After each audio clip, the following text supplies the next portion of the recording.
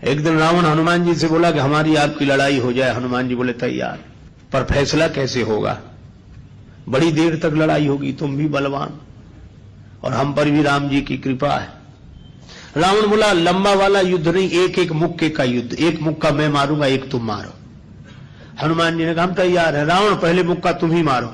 रावण बोला मैं क्यों, तुम क्यों नहीं?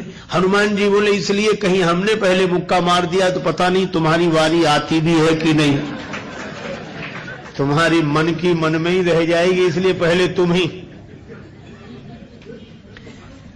रावण ने पूरी शक्ति से मुक्के का प्रहार किया, पर तुलसीदास जी कहते हैं जान टेक कपि भूमि न गिरा।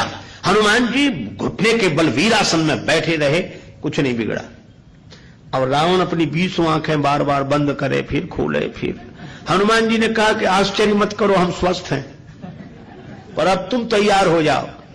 रावण बोला तैयार ही हैं और कर भी क्या सकते हैं। हनुमान जी ने पूरी शक्ति से हाथ ऊपर उठाया मुक्के के रूप में।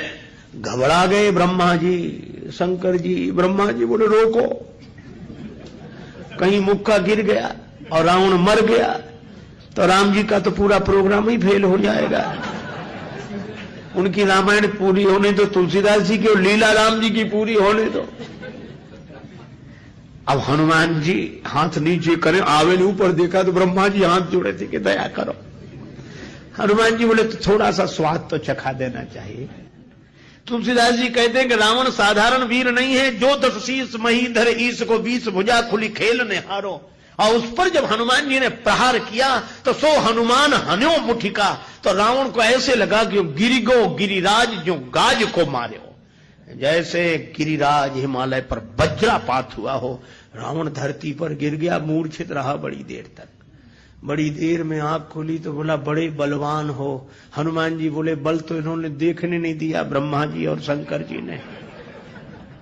बल तो तब होता जब तुम बताने के लिए बचते ही नहीं।